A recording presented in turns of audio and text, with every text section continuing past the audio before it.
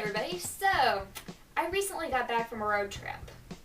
It's so funny because when you drive a long ways to visit relatives, it seems like the first thing they do after all the initial hugs and or kisses is they ask you this: would you like to have a seat?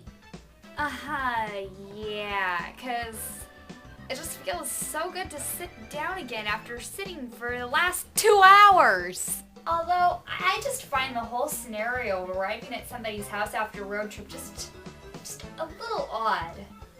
It's kind of hard to know exactly what to do. For me, my first thought after I get out of the car after a long road trip is, it feels so good to stand up again.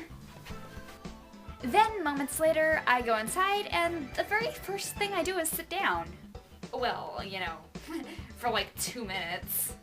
And then I'm all like, wait a minute. Why the heck am I sitting down again when I have the option to stand? So I stand. And then I think, well, this is a little weird. I mean, everybody else is sitting.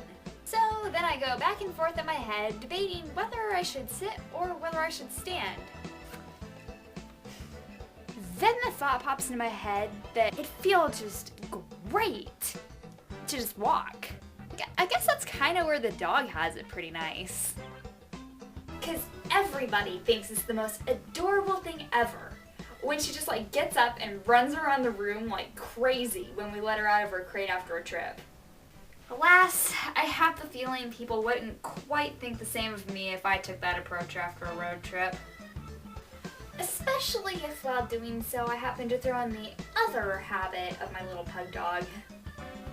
I don't know about your friends and relatives, but I know mine definitely wouldn't run around talking about how cute and adorable I am if I ran up and sneezed on their feet. Yeah. This concludes another random rant brought to you by Misty Boulevard.